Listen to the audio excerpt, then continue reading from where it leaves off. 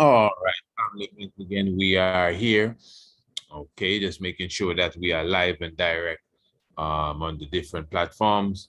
We had a slight intermission there a moment ago, but I think we should have put everything all right, even at this hour. So many different things taking place. So once again, give thanks for your presence with us. We definitely give thanks to the life giver and the keeper of life, Emperor Haile Selassie I. And as I said, we are going through. We had a wonderful reasoning previous evening, what they call last night on Rasta Roundtable. And it is because of such why I decided to put down the topic for this evening as it relates to Akhenaten and Moses. Oh, let me say, this is more so, just for information's sake. And I'm asking my audience, just to be able to sit into a conversation and know for a fact that the presenter is not preaching to you. That's why the Father teaches us that reasoning is better than preaching. And although this is basically a monologue here tonight, but it's still a reasoning, because actually, I have not really come to that conclusion that Akhenaten is Moses, not at all. And you may say, oh, so well, if you don't believe that, why are you teaching that to us? No, it's not a case of teaching it to you. Listen to me good. Again, we had a very, very stiff reasoning previous night. Very upful, very scholarly and packed with information. What say? So there were diverse ideas, different conclusions, and even the challenging of specific artifacts and these different things. And when we say artifacts, archaeological artifacts, etc., there was talk of the cosmic and the cosmos connected to other artifacts like the Shabaka stone, and we went into many different authors and many books were put on the table. So obviously this is not just a what you believe conversation here. This is about scholarly research and letting us see if we have come to a proper conclusion amongst ourselves. So really that is where we went at Rasta Roundtable previous night, Ras Eisern and Ras Kwamai, and of course Ras Adonis, and of course Cypher, Ras Sahaifa Selassie with us, and Anko Madrid, and we had a beautiful reasoning. So many different things came up. The topic of the evening was, who are the true Jews / Israelites? And because of, again, all of what came up, I decided that, yeah, this evening, I would like to touch upon, most of what we went into maybe quickly, and of course, somewhat preparing you, those of you on the YouTube that will be watching at least the first part of that round table discussion after the Tiger's Nest this evening. So what I want you to do is to just get comfortable, make sure you have all your accessories and all your treats and whatever have you, because we're going to have a beautiful sit down right about now. But I have some information that I must share with you as it relates to the upcoming summer camp right here at the Priest Isaac's Institute of Holistic Knowledge. I must say, this is totally online. Right. Give thanks, life given, the keeper of life. We're going to have a beautiful one tonight. This is the Tiger's Nest Radio Anu. Blessed love, let me ask you, family, what's the age of your child or children? Do they attend public school and will be on summer break until September? Well, whatever the age or circumstance, we at the Priest Isaac Institute of Holistic Knowledge have great news for you. We will be conducting an online Universal Summer School Camp from Monday, mark the date, Monday the 7th of August to Friday the 25th day of August. Your child or children, no matter the age, will be engaged in various online activities that are enough fun, entertaining, and educational. Outside of African history, astronomy, biology, and mathematics, which we will be doing, of course, your child or children will learn how to prepare a healthy meal with your supervision, for sure. They will learn the basics of the African language Swahili, even how to start and conduct their own business. Hold on, there's more. Online yoga classes for the youth, field trips to sacred spaces, plus many guest speakers and teachers will join us throughout the Universal Summer School Camp. Enroll your young ones today. If they are up to it, they might even be a special guest co-host on a radio program on Radio Anu. Many people will be listening. Now listen to this. If you are currently or were previously a part of our international homeschool program, you pay nothing to be a part of the Universal Summer School Camp. In fact, if you enroll your young ones into our international homeschool program, that is our international homeschool program, a separate program all by itself, that is months worth of daily classes on different subject areas for your young ones. If you enroll your young ones in our international homeschool program before the 1st of August, your child or children will partake of the summer school camp free, of course. So family, what are we waiting for? This will definitely be a benefit for your youths. It will keep them occupied, plus we promise you convenience as it relates to your time. Do it for them. They will love it. We also have prizes available to be gained, tablets, books, etc. for the outstanding youths. There will even be a special tour of the Prime Minister's office here in the nation of Antigua and Barbuda. This is going to be a wonderful summer school camp, Universal. So family, you know what to do. For more information, visit our website, priestisaacinstitute.com. That's priestisaacinstitute.com, or give us an email, priestisaacinstitute@gmail.com. Give thanks. Yes, family, once again, give thanks. And obviously, definitely, we are revolutionizing education online for sure. We're talking about the Priest Isaac's Institute of Holistic Knowledge. I must say that that infomercial really speaks for itself. I would say, yeah, that infomercial really speaks for itself. So basically, all you got to do is, for those of you already listening to the radio station, for sure, you know where you are. You're definitely online with us on the website.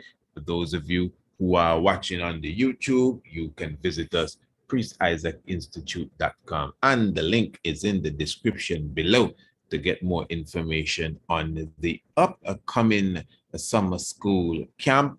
Family, definitely, as the brother says in the infomercial, you know, if the youth are out of school, as they say, and, you know, you like to just keep them a bit more occupied with something focused and educational for two strongs. Yeah, man, online, you don't have to leave home, pack no lunch, nothing.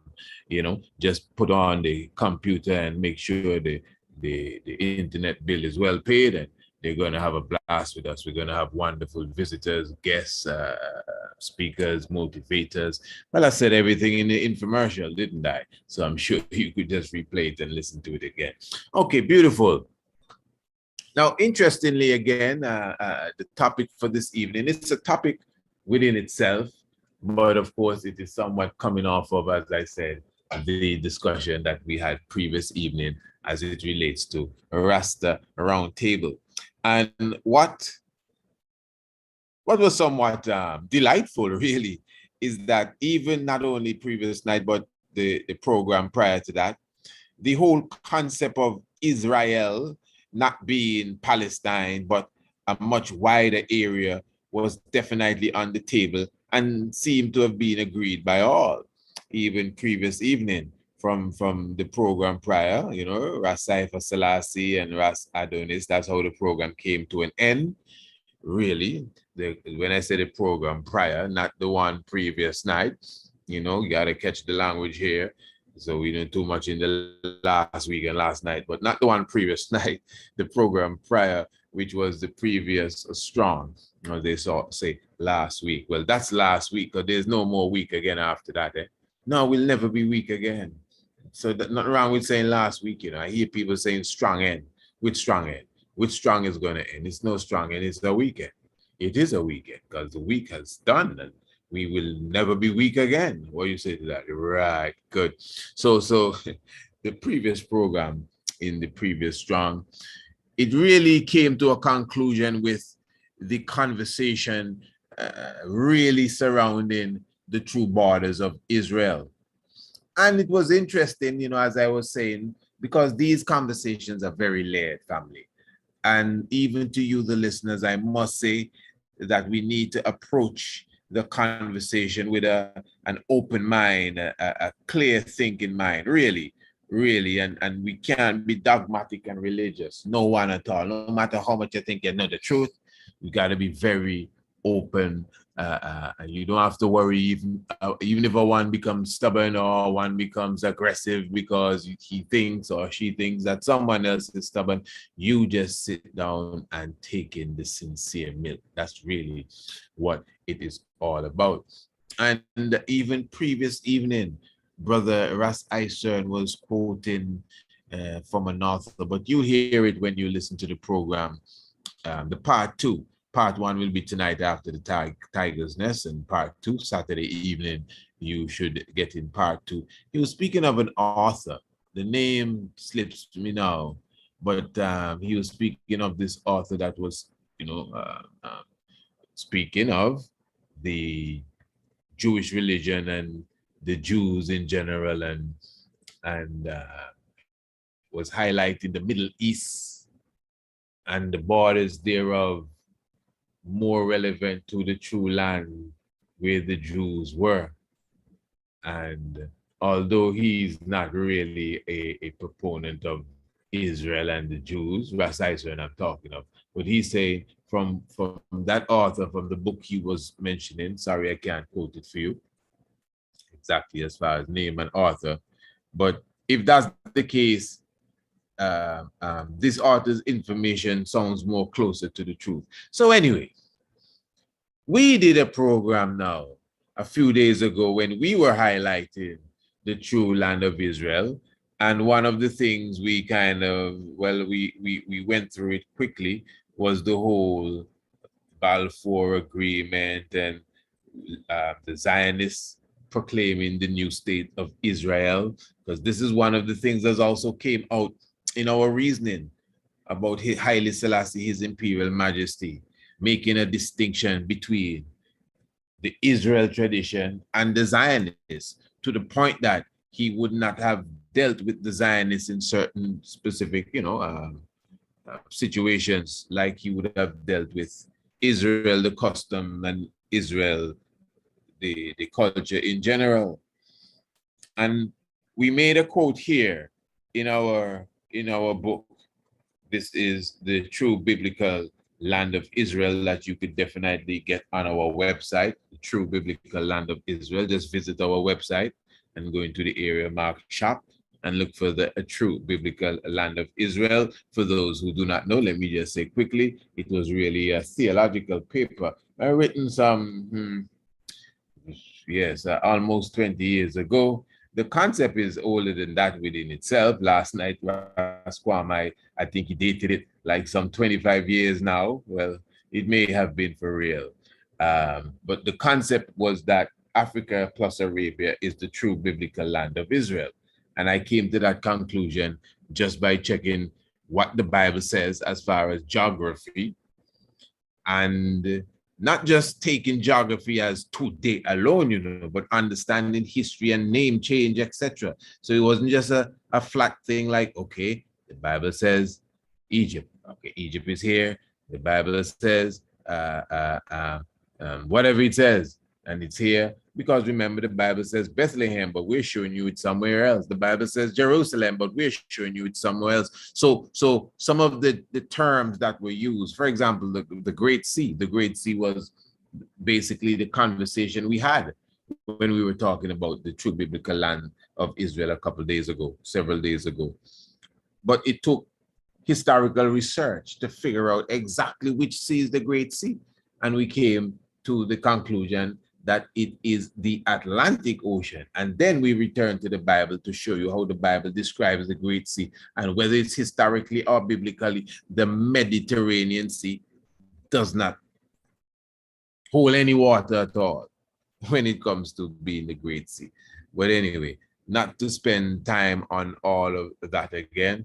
And when you get the book, when you go through basically the first chapter, you get an idea right away of how the fake Israeli state was formed. As someone's called it, not is really, but is fakey. And he says right here, the creation of Israel, 1948. On May the 14th, 1948, David Ben-Gurion, the head of the Jewish agency, proclaimed the establishment of the state of Israel. US President Harry S. Truman recognized the nation on the same day.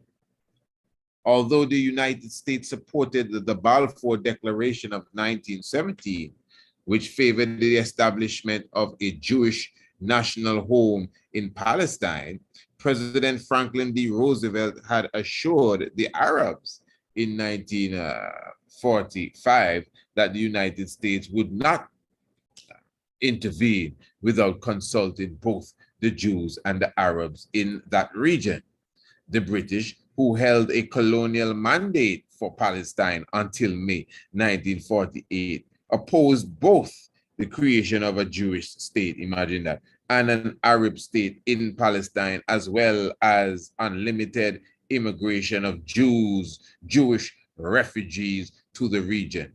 Great Britain wanted to preserve good relations with the Arabs to protect its vital political and economic interests in Palestine. I'm sure oil has somewhat to do with that. So again, I'm not reading everything for you. You have a basic idea of what took place in 1948. For those who may not know, we have new people coming to class every day. Some people come into any kind of class for the first time, seeking knowledge. Because sometimes we speak to one another, and speak to the audience as if it's professor to professor. But you have some kindergarten trainees here. So when you hear of the state of Israel in the so-called Middle East, naturally, the way that the culture has set on all of us, we are supposed to align that whole state of Israel with the biblical narrative. Now, I'm saying that state of Israel is more aligned with this historical narrative that I just created or just read for you. 1948, it right here, the New York Times. 1948, the state of Israel was created. It's not me, Cesar. Look at here. The whole world, it's international news. This is not a lie. They celebrated 50 years just the other day, several years ago. State of Israel. Just reality. Good. Now,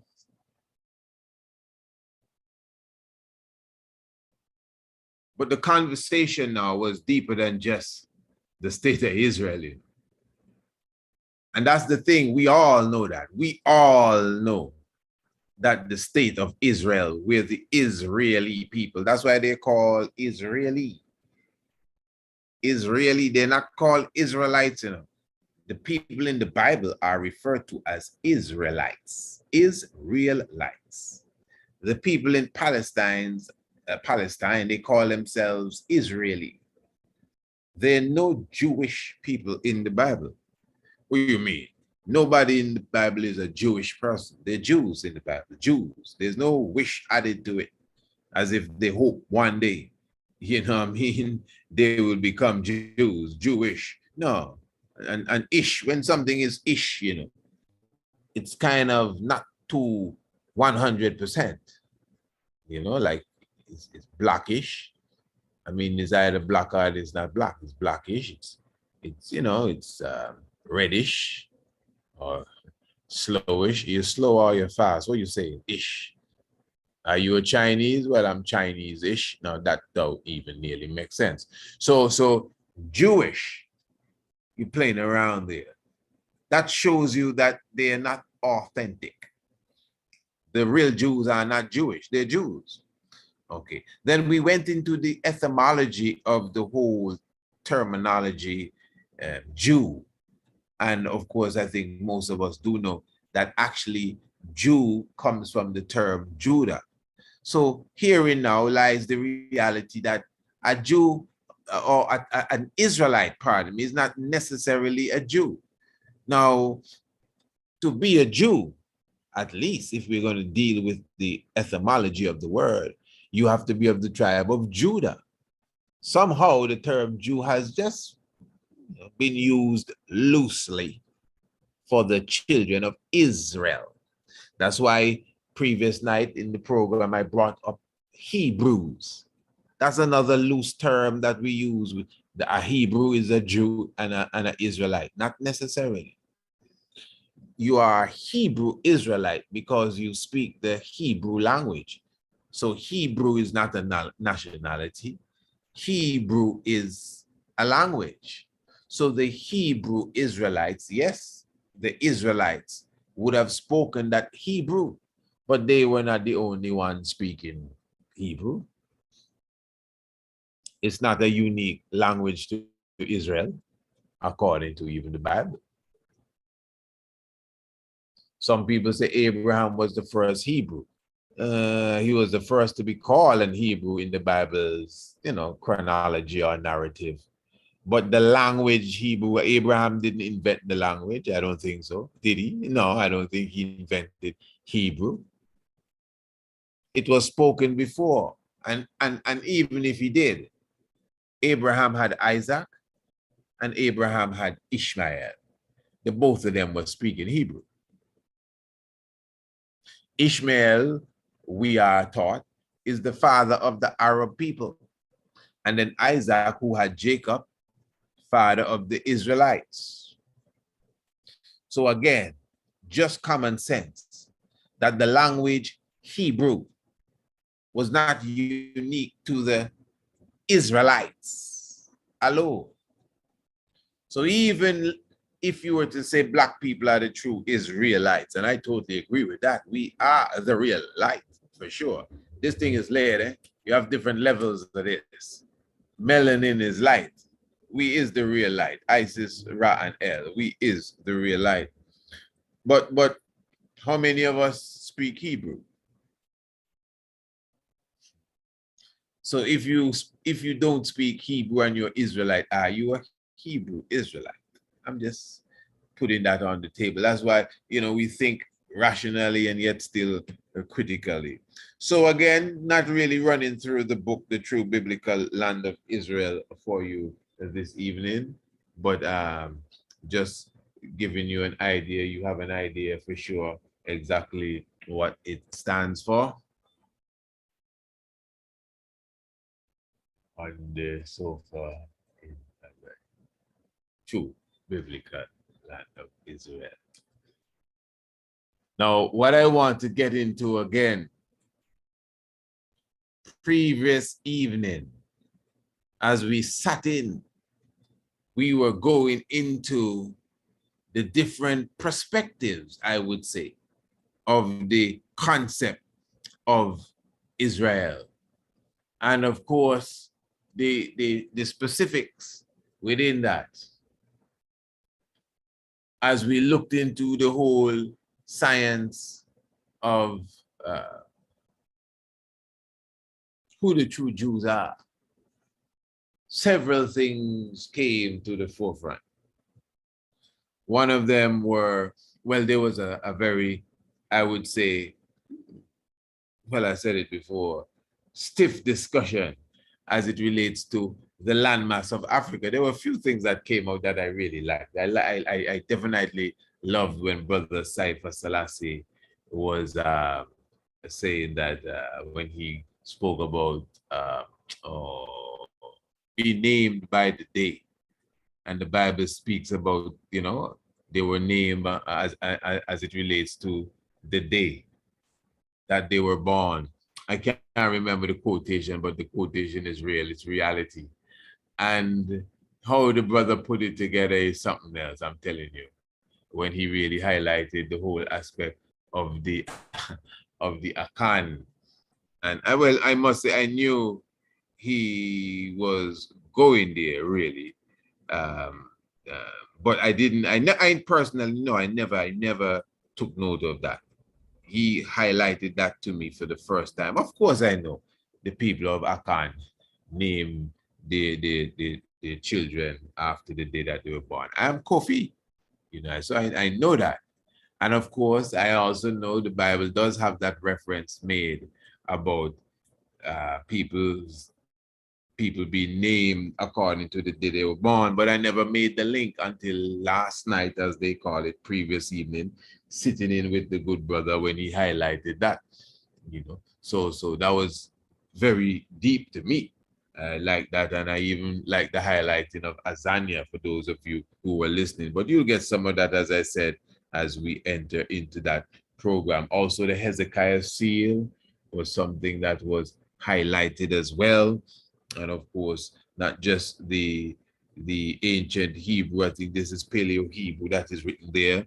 Not no great Hebrew linguist myself, but I know for sure you have the Ankh and you have the Kepra, of course, the resurrected beetle. Of course, that is all ancient Kemet, and yet still is the seal of Hezekiah. Hezekiah, the king. And basically, you know, one would say, well, look, even if you say you can't find any evidence of Solomon and you can't find any evidence of David or some of these key figures, Hezekiah, the fact that you find Hezekiah's seal is some evidence of greater things to come then, what say you? And there's also the Isaiah seal as well, which is considered to be authentic. We also touched upon the ancient God L, which once considered to be, just said Elohim of the Israelites tradition. So for those who do not know, El is the term. When you read the Bible and you see God, many times it's El. And if it's not El, it's Elohim, where El is the singular form of God and Elohim is actually the plural form of God. That's how it's set. So just even the ancient concept of the Inad or the Trinity is reality in the Elohim, 7 of them at that too. And we highlighted in the program the God El from Canaan, which Canaan, this is some deep stuff. Canaan, according to the Bible, is the land that Israel occupied. So just like how the Israelis occupy Palestine, well, the biblical Israelites occupied Canaan.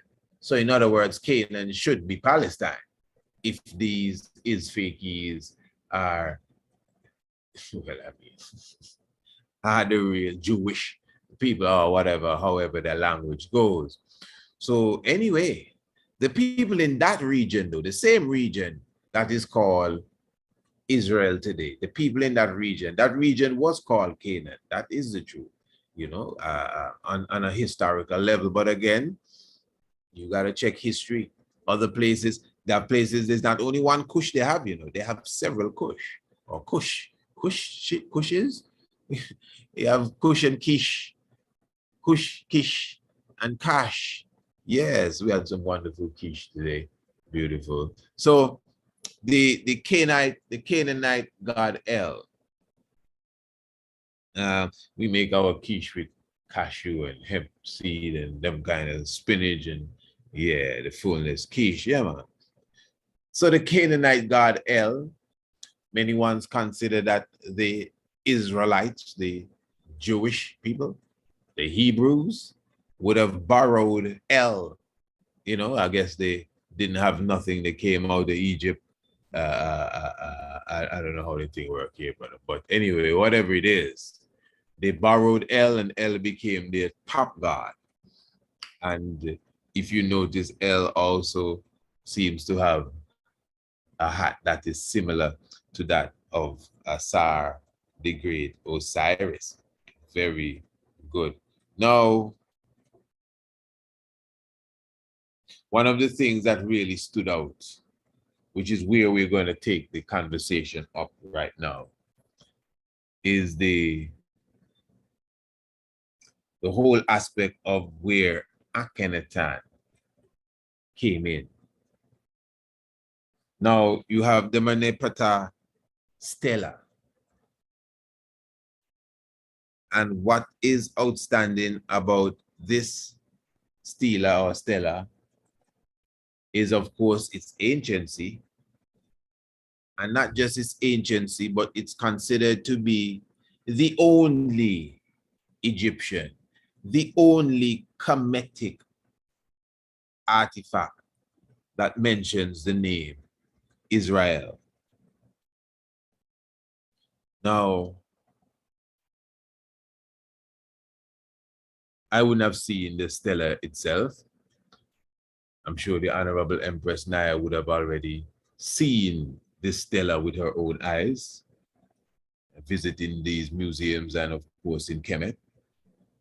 And it is said that this stela, again, I wanted to get me good, you know, the only place in all that has been discovered, on all the walls, all the bas relief, all the stelas and everything else, there is no mention of Israel except this one.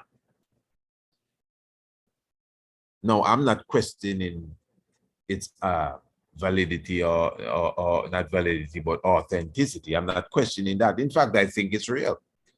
I actually do, not because I haven't been in front of it, but my research of it and just studying it over the years, you can feel, you can get a sense of, okay, this is authentic. Because there are things that, okay, for example, do you know that many people believe that the Rosetta Stone is a fabrication? They do have fabrication in archaeology and anthropology. That's reality. For those of you who studied geop work, remember Piltdown Man. Piltdown Man was the scholar of a European. They were trying to manipulate the jaw of the skull to make it appear as if this European specimen was older than it really was. Piltdown Man. But we pilt that down, and crushed that on the feet because it was not authentic. So these things do happen. It is reality. So nothing wrong with keeping your mind open for these things and your eyes open. Your mind open and be aware. Your mind and your eyes open as it relates to these things. Now, I want to read something here for you from history of information.com. The Merne Patah Stele, the only ancient Egyptian document that mentions Israel. Okay. Some people find that, quite interested that nothing else mentioned Israel. But listen to this now. What came up previous night, Ankoma Dread brought in the reality that the translation, according to his research and some other scholars' research, is not really Israel, but Israel, if I'm not mistaken. He would be a bit more versed on that information than myself because he brought it up. And the Israel now, he mentioned another one of the scholars from around the conscious community, Brother Tahuti, if I'm not mistaken. I think is a brother that usually has a snake wrapped around him. And somehow he, Brother Tahuti, would have made a link of the stela, the Bernepata stela, to Hades, Akhenaten. Now, I have not actually heard the presentation that the brother would have done, that's Tahuti, to make that direct link from the stela and specifically Israel, as he says the translation really is, to Akhenaten. And Akhenaten now being an individual who many ones would have considered to be the Moses is somewhat highlighted through his research through this stela. So maybe one of these days we can get the brother to come and explain that to us, or if Brother Ankoma Dread himself may have a good idea of really how the brother came to that conclusion. In 1896, W.M. Flinders Petrie, and again, these people came under the microscope last night, Petrie and Wallace Budge and some of these translators, Garner and Faulkner and so on. These archaeologists and translators of the works and those who dated the unification of Kemet, but the Cipher Selassie gave a list of archaeologists, at least 12 people, I think he called, all of them dated the beginning of the unity of Kemet, the Smitawi, at a different date. Now, the accepted one is 3100 BCE. But the brother went as far back as, I think, 5,000 or going into 6,000 years BCE. Of course, we would have come across them information there, but just to show you, in fact, just in the book, the destruction of the Black civilization, which has appeared to be a foundation book for many conscious people, myself for sure, and many ones as well, the destruction of Black civilization, Chancellor Williams. In that book, it shows you, I think it's at least 2 or 3 different variations of the chronology of Kemet. I think one is from Petrie, and I'm not too sure who the other one or the other 2 were from. But anyway, in 1896, Battle of Adwa. In 1896, W.N. Flinders Petrie discovered, imagine that, the Merneptah stela. Discovered mean you uncovered it and you dis everything. Eh? Yeah, discovered, because don't make the discovered fool you. Obviously, he couldn't discover it. They found it and dissed it. Yeah, they destroyed some of these things. That's why they discovered them. When they discovered the statues, they destroyed them. They disrespect them. Yeah, deface them. The stela is also known as the Israel stela or the victory stela of Merneptah. In the first court of Merneptah's mortuary temple at Thebes, it is inscribed on the reverse of a large granite stela, the original, which was erected by ancient Egyptian king Amenhotep III, but later inscribed by Merneptah, who ruled Egypt from 1213 to 1203 BCE. The black granite stela primarily commemorates a victory in a campaign against Libu, and Meshwesh, Libyans, and their sea people, allies, pardon me, their sea people allies. But its final two lines refer to a prior military campaign in Canaan, in which Amenhotep states that he defeated Ashkelon, Gezer, Yanoam, and Israel, among others. It is preserved in the Museum of Egyptian Antiquities in Cairo. All right, and just give you a quick look at the stela and exactly where it is. So basically, this is from 1213 to about 1203 BCE, at least, when the king the ruler at that time, Amenhotep, would have inscribed on it as well.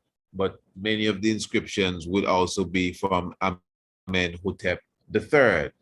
But even though it's just like 1,000 years BCE, that is still good time when it relates to the reality of the children of Israel as we know them from a Kemetic point of view, from an Egyptian point of view. Previous night, we highlighted the bas relief that shows the Hebrews going into captivity in Babylon. I'm sure many of you would have seen it. We highlighted that previous night. You will see it when you watch the Rasta Roundtable episode after this program here this evening. And also, but from an Egyptian point of view, remember the children of Israel were captive in Egypt for how long? 400 years during the heyday. During the heyday, around the time of Ramesses the Great. Imagine that. Heyday. And they still build the pyramid. So they were really there in time of glory, during the time when the pyramid was built and around the time of Ramesses.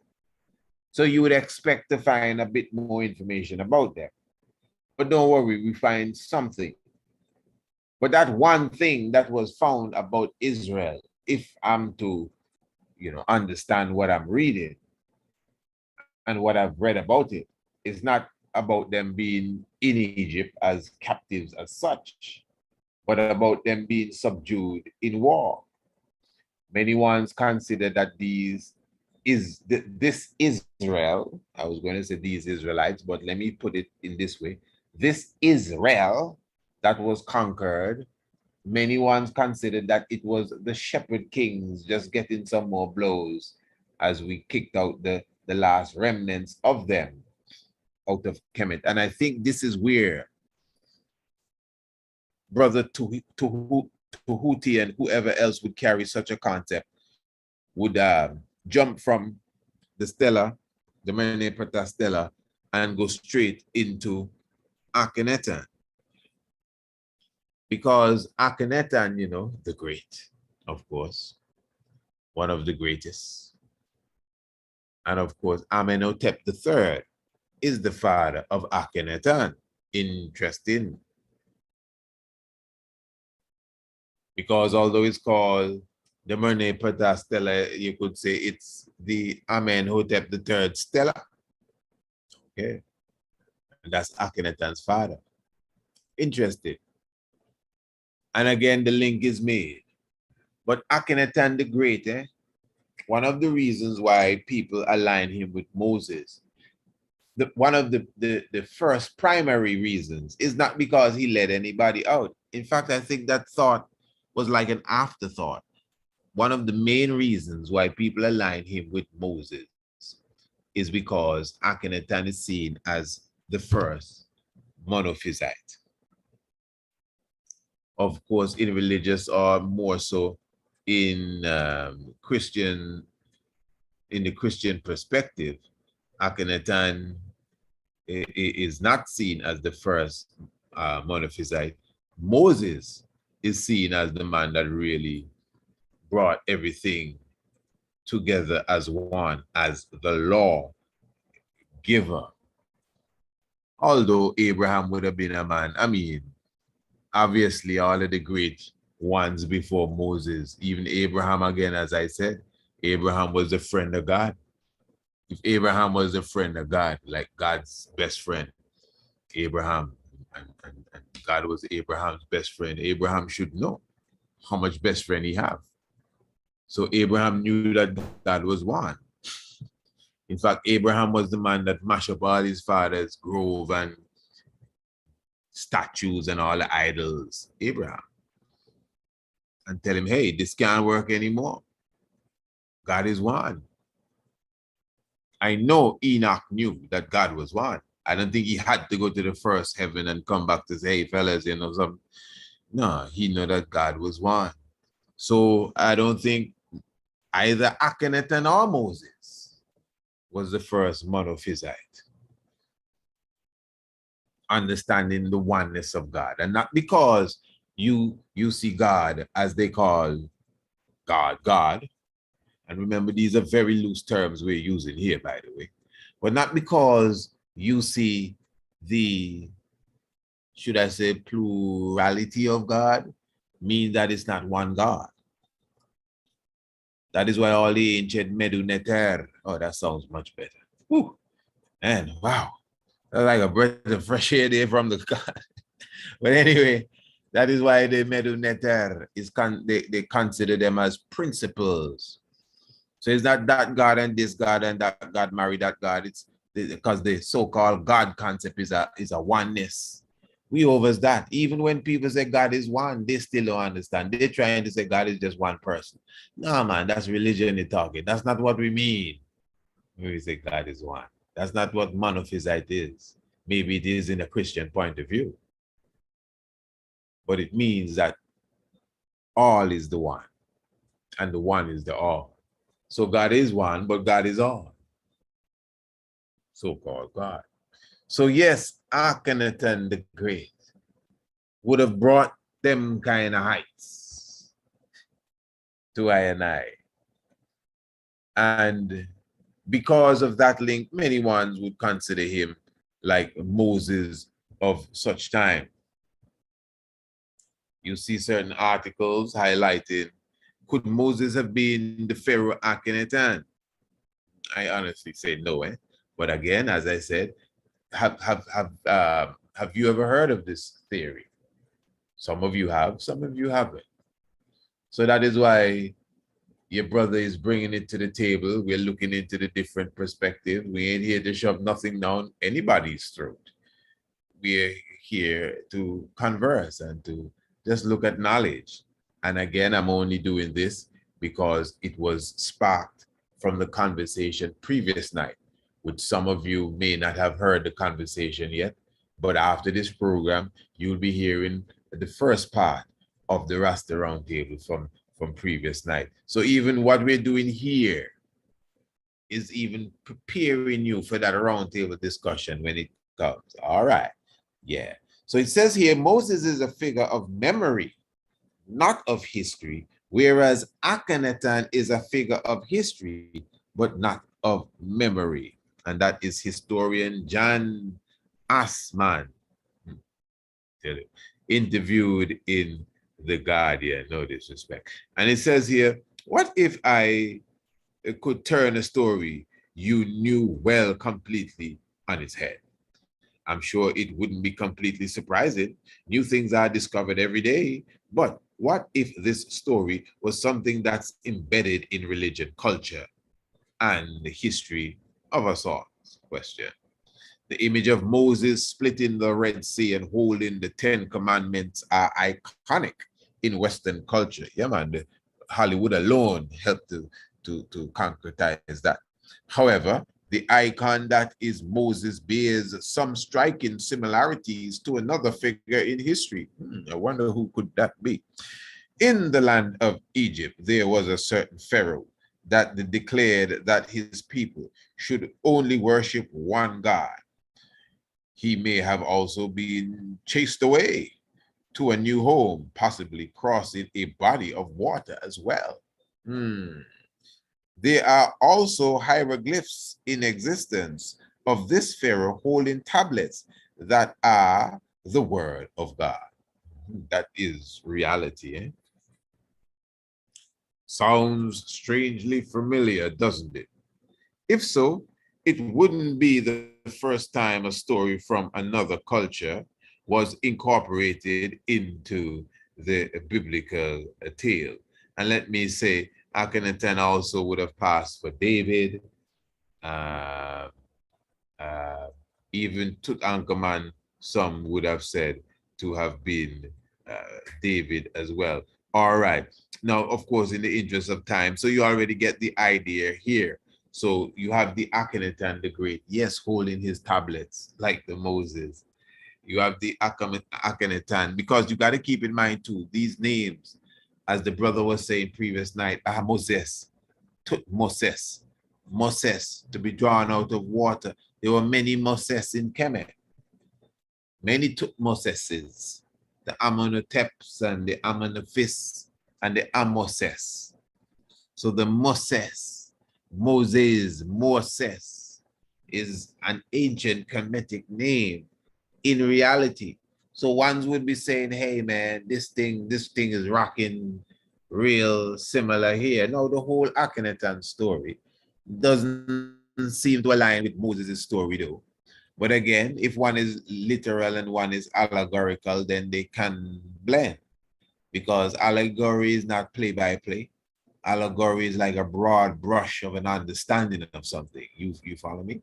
Very, very good. So even though Akhenaten may not have been born and put in a basket or an ark and sent up a river, and his sister following him, but there may be something in his life that symbolizes that in general, if he is the Moses.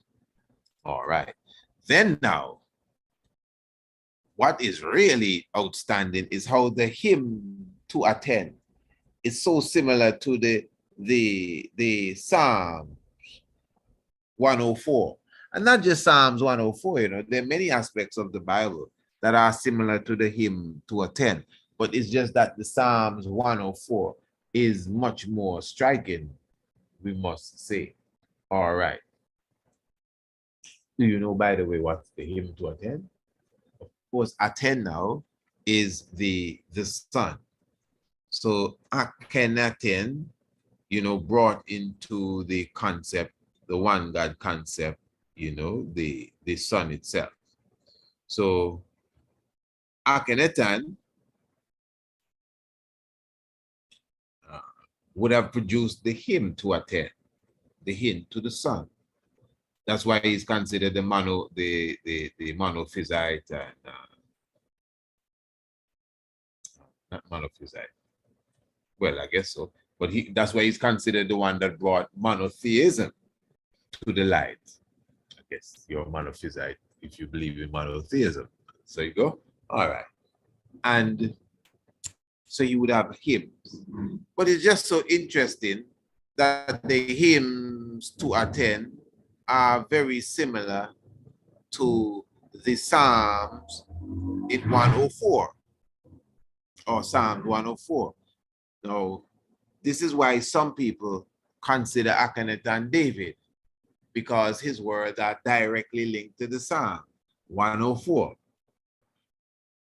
I think the mistake that some people make is that Psalms 104 is not necessarily a Psalm of David.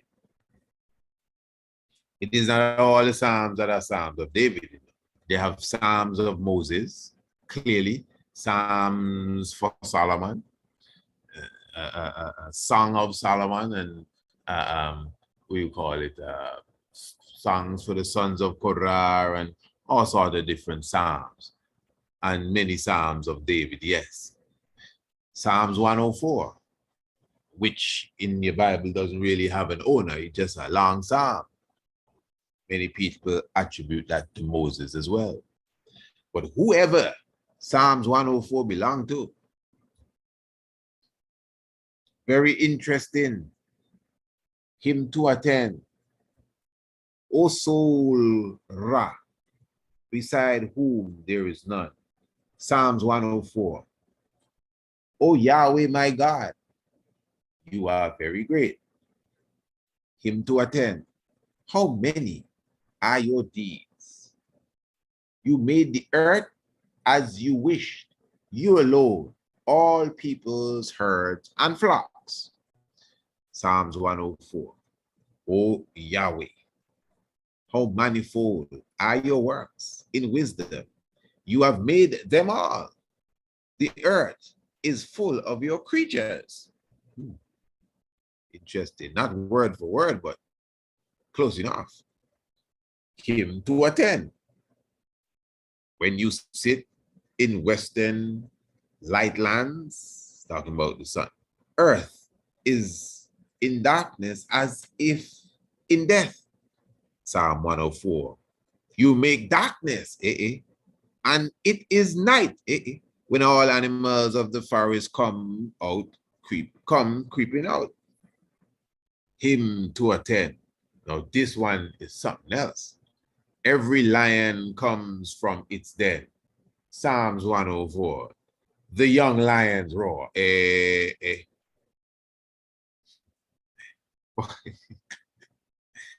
Somebody saying plagiarization for their prey. When the sun rises, they withdraw and lay down in their dens. Hymn to attend. When you have dawned, they live. When you set, they die. Psalm 104. When you hide your face, they are dismayed. Same thing.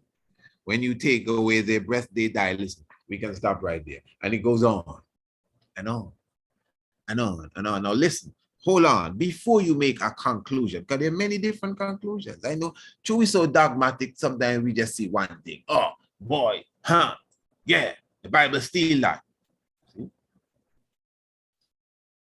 No, that could be, that's a good point, but I don't mean necessarily. But anyway, before we go into that, the main thing, this is how you think clearly. The main thing, you must come to this conclusion, whether you're a Christian, whoever, that them two things are the same. You can only, if you're in denial and you start to regress, then you may want to say, hey, what's the authenticity of the hymn to attend? So what's the authenticity of the other thing? The hymn to attend, Akhenaten, the real human being.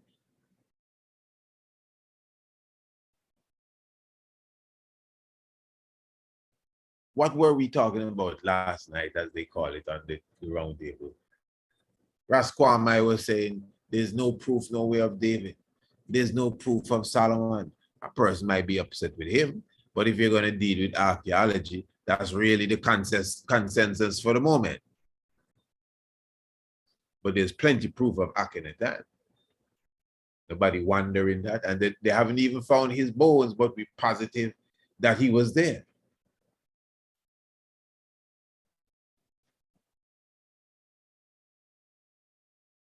A person may say, listen, man, I need no plagiarization. That's what I've been telling you. Akhenaten is David, it's his psalm. Or Akhenaten is Moses. It's not Moses steal the psalm from Akhenaten. Moses is Akhenaten. Oh, okay. And I guess Akhenaten is Moses too. I like that one. Yes. Yeah.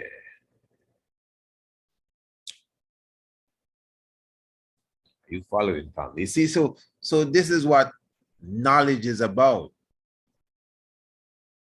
This is not belief. This is just what it is.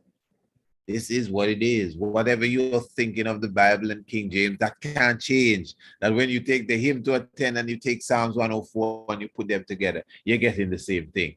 Nobody can deny this. So how did that happen? You see, if you can figure out how that really happened, man, you answer so many questions. So that is why you can't run away Akhenaten. That's why people would be quick to say, hey, Akhenaten is Moses. And he led the people out. And he had the 2 tablets. Yes, he did. Deep stuff, isn't it? So as I said, we are just assisting this conversation and the reasoning with understanding going forward. All right, now let me show you some. In fact, before we continue, I think we need to give some reverence to, of course, our sponsors right here on the Tiger's Next. Go nowhere, please. Have you heard of Archeoastronomy? I am the Honorable Priest Isaac, and I am certified in the field of Archeoastronomy. Do you want to learn Archeoastronomy? Yes, sir. Well, book your ticket today and join me in the Caribbean in the island of Antigua for 9 days and nights, 7 of which will be in the classroom studying and in the field researching on Green Castle Hill, Mount Anu, the Stonehenge of the Caribbean. This is a studycation. You will visit the beach, experience the Rastafari camps, yoga, vegan food, and much more. Our next semester is the 6th of November, with payments due by the 1st of October. For more information, visit priestisaacinstitute.com or email us at priestisaacinstitute@gmail.com. And I'm sure everyone knows for sure that, yes, although the brother says that the payments are due, when he said the payments are due, yes, the 1st of October, but of course, remember the 1st of every month going up until that date, you have a special chance to get the cost of the course for a very nominal cost. Well, all the full course is, to me, very inexpensive. Remember, and let me just make this plain before we continue. The course itself is only $1,088. I'm not talking about the ancient astronomy course. In fact, while I'm here, let me just mention the ancient astronomy course, definitely. And I like to take the time to differentiate between these courses, at least so my audience can really comprehend what the difference is, really. Now, the ancient astronomy certified program, that is an online course, strictly online. You don't have to go nowhere, leave your house, nothing, just sit down and come into the platform that is created for the course, and you just have a wonderful time. I know for sure, if you're a person, you're one of them course junkies, no offense, people that just like to take courses and learn new things, and that's very good. That is very good. This is going to be the best online course you ever did. I promise you. Yeah, you are going to say that. When you're done and you get your certificate, I'm going to ask you, hey, you want to come and do a quick interview with you, tell the people how the course went. You're going to say, well, that was the best. I didn't expect that.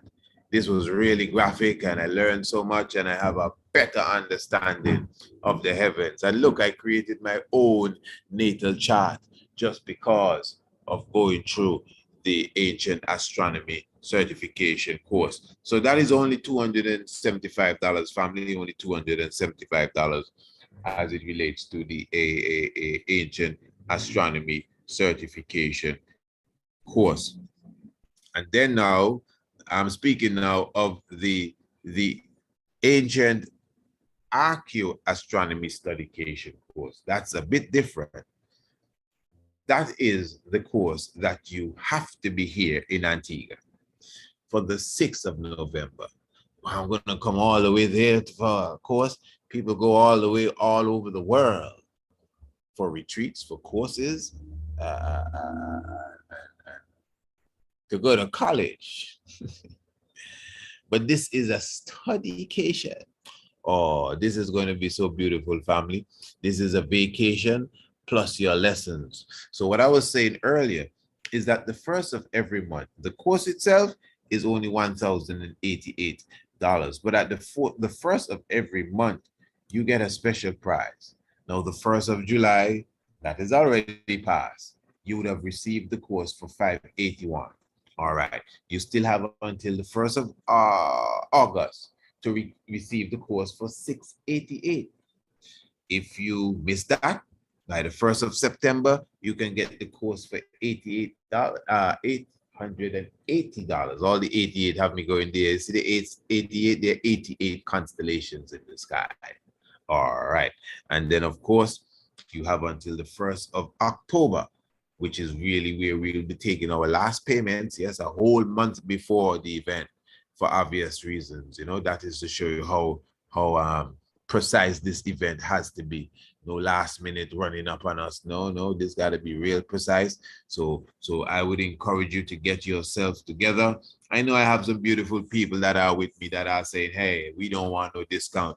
We're going to give you everything. So I'm very thankful for those who have that sort of heart, you know, going forward. Now, again, family, the true biblical land of Israel. This is why you can see now how just the concept that we would have brought to the table some decades ago now is really shining even in the conscious realms of Rastafari, where ones are disputing the Israel model that has been given to us, this Palestine thing, and embracing something that is greater to the African sense of it. That is really where I'm going. So I'm very happy for that one. Listen, family, as I said, I'm encouraging you to get the book, The True Biblical Land of Israel. Just visit the website for those of you who are not on the website. It's a very easy read, a beautiful read, and it will inspire you, especially if you are biblically sound and you really want to know the truth. Just visit the website again, Priest Isaac Institute. .com, Priest Isaac Institute.com. That is the same place that you would find Radio Anu. Go to the shop region and you can browse through. And it's not just that book there. Remember, if you buy the bundle of the 3 books that we have on offer, which is The True Biblical Land of Israel, the book Anu, Ancient and Modern, plus The Heavens Declare the Glory. What a read. How many of you have a copy of The Heavens Declare the Glory? I am telling you, yes. But you can get the 3 of them for a special price. I think it's only $50 for the 3 of them. You know, the books, if you take them in the form of a bundle. Now, what I'm going to do, as I said, we're going to bring forward the program from previous evening with Brother Anko Madrid and Brother Cypher Selassie and Ras Eisern, Ras Kwamai, and the Rabbi himself, Ras Adonis. So I'm going to bring that right now. This is coming on to the YouTube. So all the YouTube family, you just stay close.